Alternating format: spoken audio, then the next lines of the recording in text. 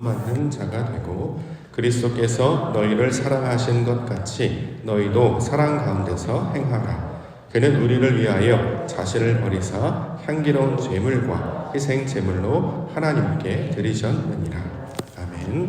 에베소서 5장 1절과 2절 본문입니다. 하나님을 본받는 자, 하나님을 본받는 자라고 하는 말씀의 제목입니다. 2023년도 제1차 특별 새벽기도의 오늘 둘째 날인데요. 둘째 날에 우리가 함께 붙잡을 말씀은 하나님을 본받는 자, 다시 말해 하나님을 본받는 자 되게 하여 주시옵소서입니다. 1절에 나와 있습니다. 1절 말씀, 그러므로 사랑을 받는 자녀같이 너희는 하나님을 본받는 자가 되고, 이렇게 말씀하고 있습니다. 자, 본받는다라는 구절 우리가 함께 나누어서 알고 계시죠? 자, 본받는다. 그대로 모양을 그대로 똑같이 복사한다라는 뜻입니다. 똑같은 모양뿐만 아니라 그의 성질을 그대로 닮아서 가지는 것을 본받는다라고 하는 것이죠. 자, 이 본받는 것의 대상이 누군가 성경은 분명하게 증거하고 있습니다. 바로 하나님이 우리의 대상이요 목표가 된다라는 것이죠. 하나님을 본받는 것이 성도가 가져야 될 신앙의 태도, 신앙의 방향, 신앙의 목적이 되는 것입니다. 하나님을 본받는다라고 하는 내용은 사도 바울의 주장일 뿐만 아니라 이미 창세기 1장에서부터 말씀하고 있는 하나님의 선포이기도 했습니다. 창세기 1장 27절 말씀에 보면 하나님이 자기 형상, 곧 하나님의 형상대로 사람을 창조하시되 남자와 여자를 창조하셨다, 이렇게 선언하고 있습니다. 하나님의 창조 계획의 궁극적인 목적은 무엇이냐? 우리를 지으시고 만드시는 그 내용과 방향은 어디인가? 하나님을 닮는다라는 거죠. 하나님은 영이십니다. 그 영을 따라서 우리가 말씀을 따라서, 진리를 따라서, 하나님을 따라서 나아가도록 창조하시는 구원의 계획이 하나님의 창조 계획이었습니다. 그러므로 2023년도 우리 신앙의 방향, 우리 교회의 방향은 어디로 나아가야 할 것인가? 우리가 한 해 동안 잘 되고 넉넉하게 되고 기쁘게 되고 즐겁게 되는 것, 그것으로 끝나는 것이 아니라 궁극적인 우리 성도와 우리 교회의 방향은 하나님을 향한 것이고 하나님을 닮는 것이고 하나님을 본받는 것이 되어야 할 것입니다. 사도 바울도 신앙의 모든 방향과 내용을 하나님을 향한 것으로 고백하면서 다음과 같이 증거합니다. 고린도전서 9장 26절, 그러므로 나는 다름질하기를 향방 없는 것 같이 아니하고 싸우기를 허공치는 것 같이 아니한다. 이스라엘 백성들이 광야에서 방황했던 것은 그 방향과 내용과 목표를 잊어버렸기 때문이지요. 하나님께서 이스라엘 백성들을 애굽에서 구원하여 내신 것은 가나안으로 향하기 위한 것이었습니다. 가나안으로 향하려면 무엇을 따라가야 되느냐? 불기둥, 구름기둥을 따라가야 된다는 거죠. 다시 말해 하나님이 보여주신 것을 따라가야 하나님께서 원하신 뜻대로 나아가게 된다라는 것이에요. 자, 그 방향은 우리가 방향 없이 아무 데나 가면 이건 방황이라고 하는데, 신앙의 분명한 방향과 목적은 하나님을 향한 것이다, 이렇게 이야기하고 있습니다. 그러므로 우리가 교회에 나와서 예배하는 것, 왜 나오는 것이냐? 왜 이 새벽에 그 어둠을 뚫고 교회까지 굳이 나가야 되는 것이냐? 내 목적이 하나님을 향한 것이기 때문에, 하나님을 닮고자 하기 때문에, 다시 말해 모든 생활과 감정과 생각이 하나님께 초점을 맞추고 집중하기 위한 것이 되어야 하기 때문에 우리가 이렇게 감당한다, 고백할 수 있어야 한다라는 거지요. 자, 우리의 방향 하나님을 향한 것이고, 우리의 싸움은 남들과 싸우는 게 아니에요. 세상과 싸우는 게 아니고 하나님을 이루기 위해서 나의 육신적인 본성, 욕망과 싸우는 것입니다. 그래서 이것이 완성되게 되면 하나님을 마침내 보게 될 것이고 경험하게 될 것을 성경은 이야기하고 있습니다. 2023년도 우리가 둘째 날 특별 새벽 기도를 맞이하면서 하나님의 목적을 두고 주께서 보여주시는 것을 따라가기를 원하오니 이것들로 믿음으로 한 걸음 한 걸음 믿음을 붙들고 나아갈 때 마침내 하나님의 영광을 귀로만 듣기만 하였다가 보게 하여 주실 줄 믿습니다. 그 소망을 붙들고 새벽 예배를 끝까지 완주해 나아가시는 우리 믿음의 성도님들과 교회가 되기를 원합니다. 우리가 첫 번째 주신 말씀을 기억하는 것, 사랑 가운데서 행하라, 이렇게 말씀하고 있습니다. 2절에 나와 있습니다. 2절, 그리스도께서 너희를 사랑하신 것 같이 너희도 사랑 가운데서 행하라. 그는 우리를 위하여 자신을 버리사 향기로운 제물과 희생물로 하나님께 드리셨느니라. 하나님을 본받기를 원합니다. 하나님을 향하여 나아가기를 원합니다. 하나님께 초점을 맞추고 집중하기를 원합니다. 그런데 가장 먼저 우리에게 주시는 말씀이 뭐냐면 사랑 가운데서 행하라라는 거죠. 성경에서 사랑이라는 단어가 나오잖아요. 그럼 이 사랑의 개념은 다 무엇과 관련되냐면 하나님의 사랑을 가리키는 말입니다. 앞에 주어를 생략했어요. 사랑만 말한다는 거죠. 그럼 거기서 말하는 사랑은 사람들의 사랑을 말하는 게 아니에요. 우리는 사랑이 뭔지 잘 모릅니다. 흉내만 낼 뿐이고 자신의 방식대로 이해했을 뿐이죠. 예를 들어서 지난주에 우리가 소망이라는 개념을 살펴봤는데 성경에서 말하는 소망은 하나님께서 우리 마음 가운데 부은 바 되는 것, 이건 이제 소망이라고 하지 않습니까? 그 전에는 우리는 말은 소망이라고 말하지만 그 내용은 욕망, 정욕에 불과했던 것이고, 마찬가지로 사랑의 개념도 마찬가지죠. 우리가 무언가를 향해 최선을 다하고 마음을 다하고 뜻을 다하는 전적인 모든 것을 다하는 것, 이게 사랑의 내용과 실체가 될 것인데, 성경에서 그 사랑의 모델은, 사랑이 무엇인지를 알기 위해서는 하나님께서 우리에게 보여주셨던 사랑의 내용을 알아야 이게 바로 사랑이구나 라고 깨달아 알게 된다라는 것입니다. 그래서 우리가 사랑이라는 단어가 나오면 다 앞에 하나님의 사랑, 고린도전서 13장 사랑은 하고 나오잖아요. 모든 것을 참으며 믿으며 받으며 오래 참으며, 이런 것도 사람들끼리 하는 사랑을 가리키는 말이 아니라 하나님께서 우리 가운데 보여주셨던 사랑은 이런 뜻이에요. 그러니까 그 뜻으로 우리가 이것을 해석하고 받아들여야 길을 잃지 아니하게 된다라는 것입니다. 그런데 그 사랑을 말씀하시면서 사랑 가운데 행하라 이렇게 이야기한다는 거죠. 사랑이 무엇입니까? 말 그대로 하나님께서 우리를 향하신 하나님의 마음을 가리키고 있는 말이죠. 이걸 사랑이라고 해요. 자, 그 사랑이 어떻게 나타나는가? 요한복음 3장 16절에 보면 하나님께서 세상을 이처럼 사랑하사 독생자를 주셨으니 이는 그를 믿는 자마다 멸망하지 않고 영생을 얻게 하려 하신다 증거하고 있습니다. 하나님의 사랑이 어떻게 났느냐? 아들을 우리 가운데 보내주시고 아들로 찾아오셔서 우리를 살리시는 것, 구원하시려고 하는 것이 하나님의 사랑의 내용의 전부다라고 이야기하고 있죠. 그럼 이걸 어떻게 우리가 적용하고 이해하냐면, 성경을 읽어가시다 보면 이상한 단어들이 나와요. 예를 들어서 칼이 등장하고요, 기근이 등장하고요, 전염병이 등장합니다. 때로는 사람들이 죽는 이야기들도 있어요. 따라 하나님께서 심판하신다는 얘기도 있고요. 때로는 저주라는 단어들도 등장해요. 그런 단어를 들면 갑자기 놀라게 되는 거죠. 칼이 등장하네? 무서워요. 기근이 등장하네? 힘든 건 아닌가? 전염병의 이야기를 하고 있네? 그럼 이게 나와 관련되는 것은 아닌가? 심판하신다고? 그럼 이거 나 때문에 그런 것은 아닌가? 하나님께서 우리를 심판하시고 말을 잘 들으면 용서해 주시고 말을 잘 듣지 않으면 혼을 내시거나 저주하시거나 진멸하시는 것이 아니야? 이런 두려움들이 찾아온다는 거죠. 그런데 이런 두려운 마음들을 가지라고 칼이나 기근이나 전염병을 말하는 게 아니라는 거예요. 그런 마음 가운데 있는 자들은 어떤 자들이냐면 이방인들 마음 가운데 들어가는 내용입니다. 하나님께 사랑을 받는 자는, 하나님의 사랑을 아는 자는 그가 말하는 칼, 그가 말하는 기근, 그가 말하는 전염병은 우리를 죽이시거나 다른 사람들 심판하려고 주신 것이 아니라 전제가 뭐라고요? 구원하시려고 한다는 거예요. 우리를 살리시려고 한다는 거예요. 그럼 그가 든 칼은 무슨 칼입니까? 수술하는 칼이라는 뜻이에요.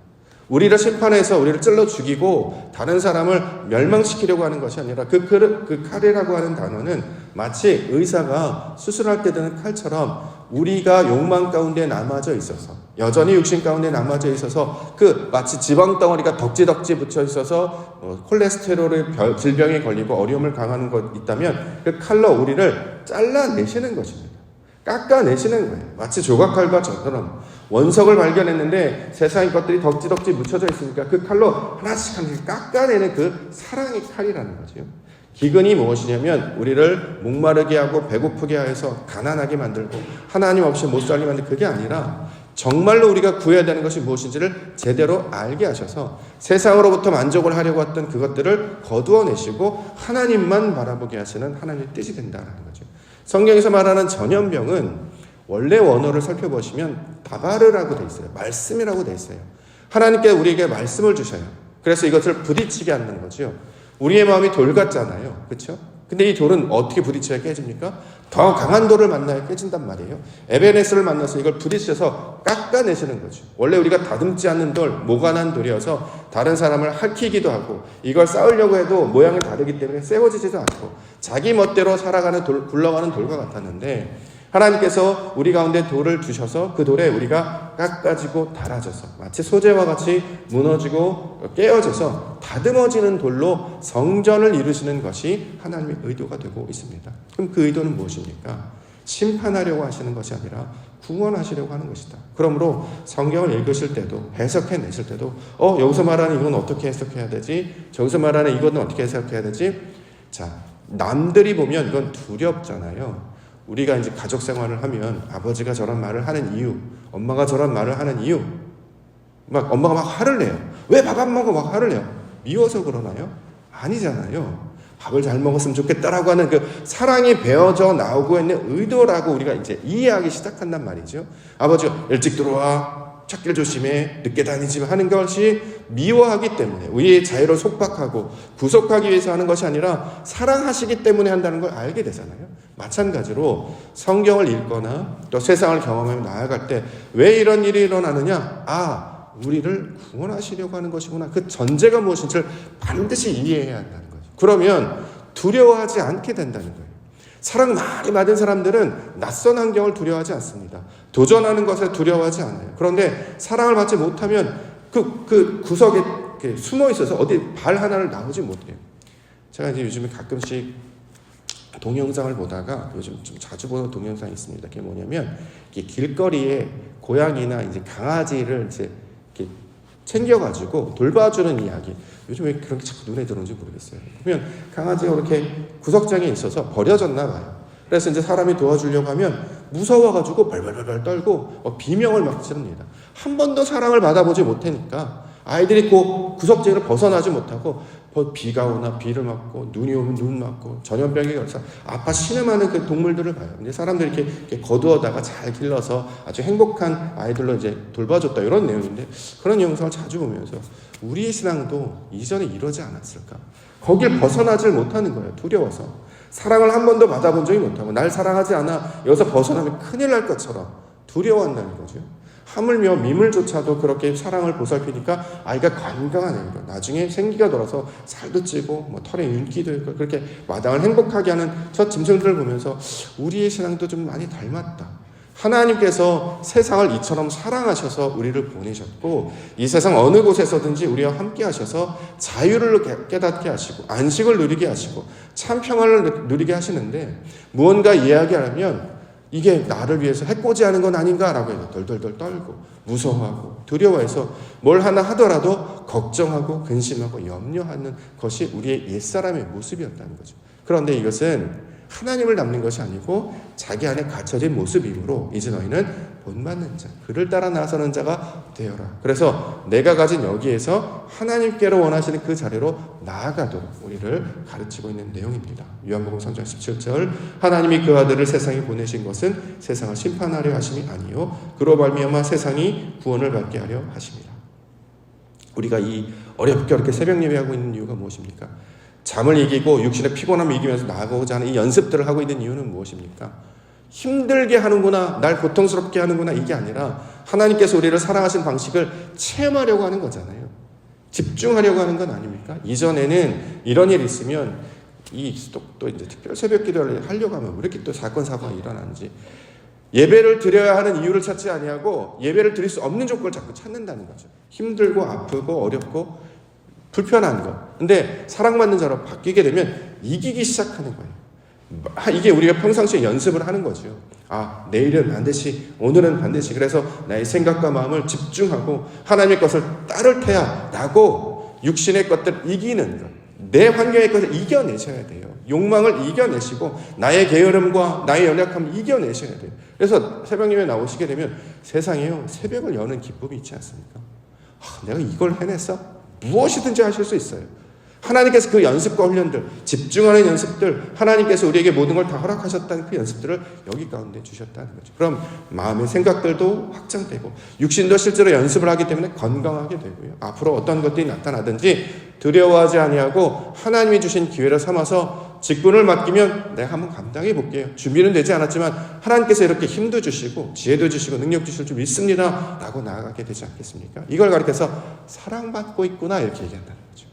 저와 여러분들을 그렇게 하나님 것을 받아서 사랑받는 자로 부르신 줄 믿습니다. 자, 그러한 모습들을 가리켜서 뭐라고 그러냐? 여기 보면 제물, 희생물 이렇게 이야기합니다. 2절 다시 한번 볼게요. 그리스도께서 너희를 사랑하신 것 같이 너희도 사랑 가운데 행하라. 그는 우리를 위하여 자신을 버리사 향기로운 제물과 희생물로 하나님께 드리셨느니라. 자, 예수님께서 제물로 희생물로 드리셨다 이렇게 얘기해요. 이거 우리가 레위기를 통해서 배웠죠. 우리가 생각하는 제물은 뭐냐? 거룩한 상태가 되다라는 뜻이잖아요. 하나님이 받으실 만한 상태가 되는 거예요.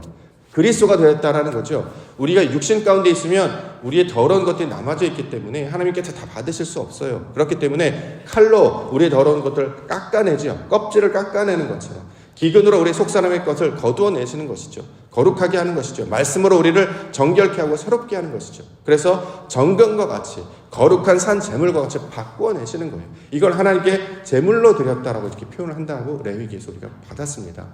우리의 목적이 하나님을 본받는 자가 되는 것이고 거룩함에 이르는 것이라고 하는 것은 우리의 성질과 수준이 점점 하나님의 상태로 깊어지고 넓어지고 확장되는 것입니다. 나의 상태에 있어서 이래서 못하고 저래서 못하고 이래서 불가능하고 이래서 자꾸 옛 것에 붙잡혀 있고 나의 생각에 매달려 있는 것이 아니라 하나님이 주신 마음 가운데 한 걸음을 내딛고 하나님이 주신 마음 가운데 한 걸음 확장시켜서 하나님께 점점 다가가는 것이죠. 내 상태에서 있는 것이 아니라 하나님의 상태로 우리가 점점 성숙하고 성장해 나아가는 것이죠. 여기에 모든 것을 담아내는 거예요. 그래서 이전에는 몇 사람 못 담았어요. 나랑 똑같은 사람만, 나와 마음이 맞는 사람만 내가 포용할 수 있었던 사람에게서 확장되어서 이제 좀 달라도 우리가 껴안을 수 있게 되잖아요. 점점 우리의 품위와 범위가 넓어지기 때문에. 그래서 이 많은 가운데 마치 작은 씨앗이 큰 나무가 되어서 거기에 새가 깃들고 짐승이 깃들고 많은 일에 신 그늘터가 되는 것처럼 우리 한 사람 한 사람이 거대한 나무가 되는 거죠. 그렇게 아버지의 분량처럼 자라감을 통하여서 모든 것들을 다 껴안게 되면 이거를 하나님을 본받았다 이렇게 얘기하는 거예요. 그러면 거기에는 이 편견도 없고 차별도 없고 하나님을 온전히 따르는 마음이기 때문에 온전히 두려움도 없고 평가, 비판하지도 않고 다 모든 것을 껴안는 거대한 나무로 변화된다. 이렇게 이야기하고 있는 것입니다. 2023년도 우리를 그 지경까지 부르시는 줄 믿습니다. 우리 한 사람 한 사람이 품이 넓은 나는 이렇게 시작했는데 나중에 이런 사람이 될 거예요. 그 작은 것이지만 하나님의 말씀을 안에 씨앗에 뿌려줌으로 말미암아 우리 마음이 이마만큼 커질 것이고요. 우리 생각도 이마만큼 넓어질 거예요. 그러면 그 하나님의 시선으로 세상을 바라보게 되면 문제가 될 게 없고요. 연약한 사람 받아들일 수 있고 비판하지 않고 하나님의 뜻 가운데 살아가게 될 것입니다. 자, 이걸 하나님께서는 하나님의 거룩한 성전이다 이렇게 말씀하고 있습니다. 우리 옥도교회가 2023도 그런 변화와 성장과 성숙을 경험하는 우리 믿음의 해가 되기를 원합니다.